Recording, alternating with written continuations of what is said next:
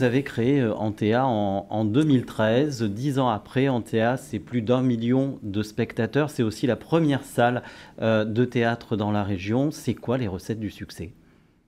Écoutez, à vrai dire, je ne m'attendais pas à ça, parce que les grandes salles de théâtre qui sont à côté de grandes métropoles, en général, ça marche pas très bien. À Bordeaux, à Toulouse, enfin bon, bref. Donc je ne m'attendais pas tout à fait à ça, et donc je suis très heureux que ça marche aussi fort et que ça devienne l'un des 5 premiers théâtres de France, ce qui est quand même important au bout de 10 ans. Les recettes, écoutez, c'est peut-être le fait de ne pas avoir de règles. C'est-à-dire que moi, je me suis aperçu, en dirigeant pendant 38 ans des centres dramatiques nationaux ou théâtres nationaux, je me suis aperçu que, si vous voulez, les règles qui consistaient à dire vous devez faire avant tout du théâtre à 90%, ce n'était pas forcément une bonne règle.